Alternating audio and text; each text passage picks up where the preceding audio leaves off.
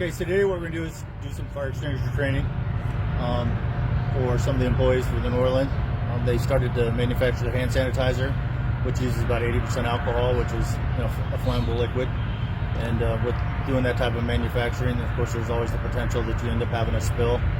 And then if there's an ignition to that, then they might have to be able to know how to effectively combat and put that fire out. So we just want to go over the extinguishers, how much fire an extinguisher can put out, proper use of it with the use of pass, and then let them all have a hands-on experience of putting out a fire. So here, we've got the ABC. So Class A fires are all your ordinary combustibles, woods, plastic, the cardboard, some of that stuff that you have in your plants. Okay. The B is going to be your flammable liquids. Okay.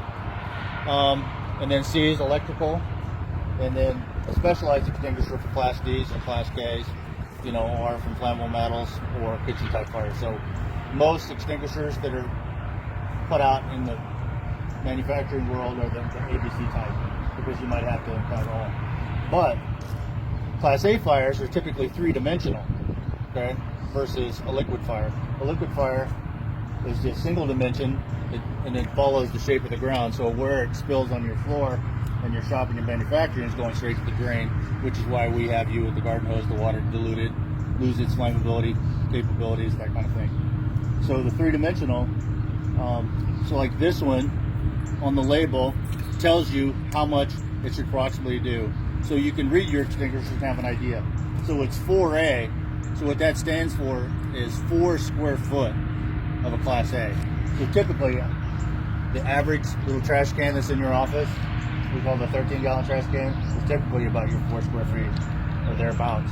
So it doesn't put that much. But then it's 80 AC.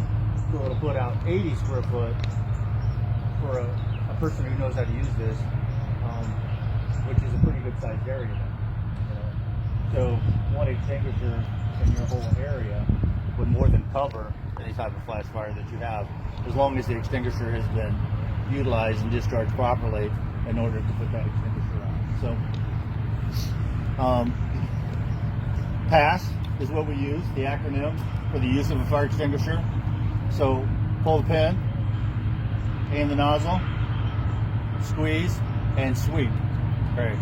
So as simple as it may seem, but I've done a lot of fire extinguisher training, and it's like we're doing this one construction company, and even though we give them this little 5-minute class beforehand, they get all excited about watching somebody else try to put the fire out and what have you. The next guy gets up there, and then they don't think about it, they just go up.